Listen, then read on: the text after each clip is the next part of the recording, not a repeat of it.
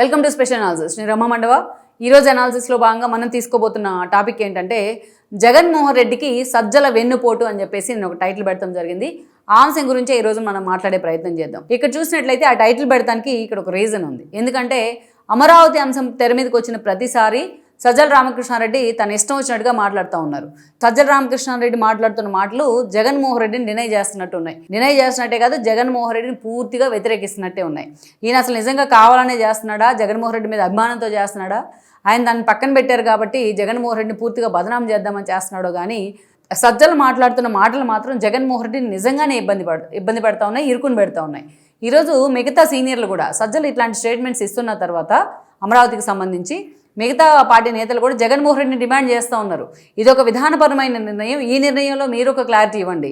సజ్జలేం party అధినేత కాదు, party bylaws రాసిన వ్యక్తి ఏం కాదు, అతను కాదు ఇలాంటి నిర్ణయాల్లో స్పష్టత ఇవ్వాల్సింది. మీరు స్పష్టత ఇస్తే ఆ నిర్ణయాన్ని పట్టుకొని మేము జనంలోకి వెళ్తాం. ప్రతిసారి సజ్జల అమరావతి విషయంలో జగన్మోహన్ రెడ్డిని డ్యామేజ్ చేయడం కరెక్ట్ కాదు అనేది మిగతా ఆ పార్టీలో ఉన్న మిగతా సీనియర్లు చాలా మంది అభిప్రాయపడతా ఉన్నారు. గతంలో మనం చూస్తే ఎప్పుడైతే ఫస్ట్ టైం చంద్రబాబు నాయుడు అమరావతిని రాజధానిగా నిర్ణయించిన సమయంలో ఆ రోజు ఇంకా తెలంగాణలోనే అసెంబ్లీ సమావేశాలు జరుగుతున్నాయి 2014లో. అప్పుడు జగన్మోహన్ రెడ్డి ఆ రోజు శ్రీకృష్ణ కమిటీ లాంటి వాటిని అన్నింటినీ హైలైట్ చేసే ప్రయత్నం చేశారు. కానీ ఆ రోజు పూర్తి స్థాయిలో మేము అమరావతికి మద్దతు ఇస్తున్నామని ప్రకటన చేశారు ఆయన అధికారికంగా. తెలంగాణ అసెంబ్లీలోనే జరుగుతున్నాయి ఆ రోజు అసెంబ్లీ సమావేశాలు. అంతేకాదు అదే రోజున ఇంకొకటి ఏమన్నారంటే ఆయన కేవలం 33,000 ఎకరాలే కాదు, ఇంకా 33,000 ఎకరాలు కావాలన్నా ల్యాండ్ పూలింగ్ మీకు అవైలబిలిటీలో ఉండాలి అని చెప్పి ఇంకా కొత్త సలహా కూడా ఇచ్చే ప్రయత్నం చేశారు ఆ రోజు జగన్మోహన్ రెడ్డి. కానీ అది పైకి మాత్రమే. ఆ తర్వాత ఎన్ని అరాచకాలు చేశారు. ఆర్కే లాంటి వాళ్ళు, మంగళగిరి ఎమ్మెల్యే అయిన ఆర్కే లాంటి వాళ్ళని అడ్డు పెట్టుకొని ఎన్ని అరాచకాలు చేశారో మనం చూసాం. దాదాపు 100 కేసులు వేయించి ఉంటారు వీళ్ళు. అమరావతికి వ్యతిరేకంగా రైతులను రెచ్చగొట్టి, అమరావతికి వ్యతిరేకంగా బుక్స్ రాయించారు, అమరావతి వ్యతిరేకంగా ఆ మహిళల్ని హేళన చేశారు, మహిళా రైతుల్ని క్యారెక్టర్ అసోసియేషన్ చేశారు, ఆఖరికి వాళ్ళు మెడలో ఉన్న తాలిబొట్టులను కూడా హేళన చేసేవాళ్ళు వాళ్ళు. అలా వాళ్ళ చీరలను కూడా, వాళ్ళు కట్టుకున్న చీరలను కూడా హేళన చేసేవాళ్ళు. అంత దారుణంగా హ్యూమిలేట్ చేస్తూ వచ్చారు. అందుకే చంద్రబాబు నాయుడు చాలా క్లారిటీగా ముందు ఎప్పుడైతే ఇన్సైడర్ ట్రేడింగ్ అనే అంశాన్ని తెర మీద తీసుకొచ్చారో, అసలు లేని పదాన్ని సృష్టించారు అమరావతిలో. అప్పుడు చంద్రబాబు నాయుడు చెప్పారు ఎన్నికల సమయంలో జగన్మోహన్ రెడ్డి అధికారంలోకి వస్తే అమరావతి ఉండదు అని ముందుగానే చెప్పారు. ఆయన ప్రిడిక్ట్ చేయగలిగారు. కానీ జనమంతా జగన్ వైపే మొగ్గు చూపారు. ఆయన ఒక్క ఛాన్స్కి పడిపోయారు. దెన్ అప్పుడు మళ్ళీ అధికారంలోకి వచ్చిన తర్వాత జగన్మోహన్ రెడ్డి 151 సీట్లతో ప్రజావేదిక కూల్చింది ఫస్ట్ ఆయన చేసిన విధ్వంసం అయితే 3 రాజధానుల అంశం అతి పెద్ద తొగ్లక్ నిర్ణయం అని అందరూ ఆ రోజు ఆరోపణ చేశారు. 3 రాజధానులు అన్నారు, ఓకే. ఎగ్జిక్యూటివ్ క్యాపిటల్ అని వైజాగ్ని అన్నారు, అదేవిధంగా న్యాయ రాజధాని అని చెప్పి కర్నూలు అన్నారు, శాసన రాజధాని అని చెప్పి అమరావతిని అన్నారు. అప్పటి నుంచి రైతులు దాన్ని వ్యతిరేకిస్తూ వచ్చారు. ఒకటే రాజధాని కావాలని రోడ్డు ఎక్కే ప్రయత్నం చేశారు. 5 ఏళ్ల పాటు ఆ రైతులు పడిన కష్టం నిజంగా పగోళ్ళకు కూడా రాకూడదు.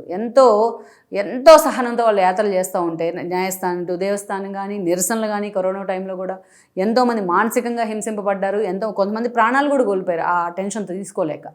వాళ్ళని ప్రతి నిత్యం పోలీసులను పెట్టి వాళ్ళని అరాచకంగా అణచేసే ప్రయత్నం జరిగింది. ప్రెగ్నెంట్ లేడీస్ అని చూడకుండా కడుపులో దన్నే ప్రయత్నం చేశారు. జుట్టుబట్టి లాగి అవతలకు పడేశారు. ఎక్కడ చూడం మనం ఇలాంటి పాత రోజుల్లో ఎప్పుడైనా ద్రౌపది వస్త్రాపహరణ చూసి ఉంటామేమో. అంతకన్నా ఎక్కువ మందిని ఎన్నో వందల సార్లు పరాభవం చేశారు వాళ్ళు. అనేక రకాలుగా జుట్లు పెట్టి బయటకి ఇచ్చారు మహిళా రైతుల్ని. అన్ని దారుణాలు జరిగినాయి జగన్మోహన్ రెడ్డి హయాంలో.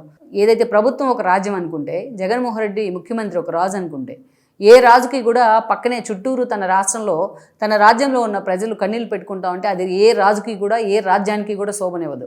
ప్రతిరోజు ఏడుస్తూ ఉండేవాళ్ళ రైతులు అక్కడే ఉండి. ఆఖరికి వాళ్ళని ఫేస్ చేయలేక జగన్మోహన్ రెడ్డి పరదాలు కట్టుకొని సెక్రటరీకి వెళ్ళారు, ఏదో 4 కిలోమీటర్లు.